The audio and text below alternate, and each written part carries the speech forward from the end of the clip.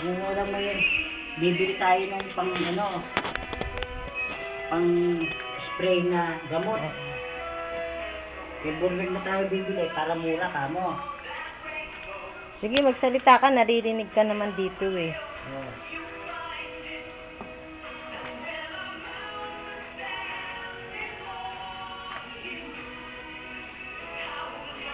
Ito ayun, oh, kita may butas oh, ligat ba? Ito oh. Oh, ayan. Ayan oh, may butas na ayan oh. Ayan.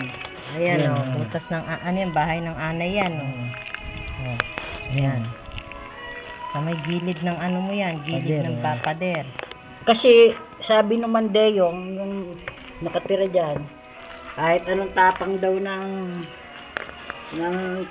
gamot na inilalagay natin, ano, sa klima ng panahon dito, tumatabang.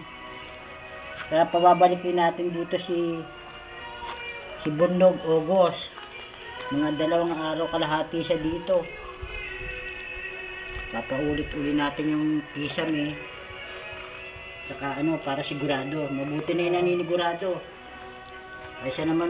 Pagbalik ni Bundog dito, Ogos, ano, 2 araw siya, ano niya lahat ulit ito.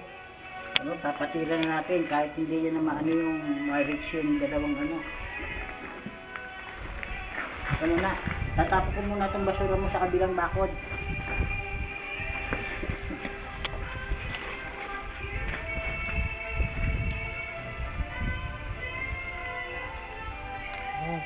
Hanggang na pula.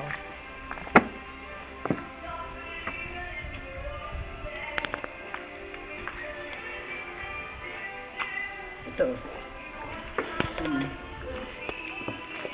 Ayan, ayan, bahay na rin ng anay yan, oh. Bahay na. Sa likod to, sa may ano, dirty kitchen. Sabi mo, kung pwede, lagyan muna natin to ng graba. Oo. Paligid. Oh, sabi ni Peter, suggestion daw niya para maano, total nandito pa lang naman daw sa labas ng ano, magpalagay ka na daw kahit graba lang.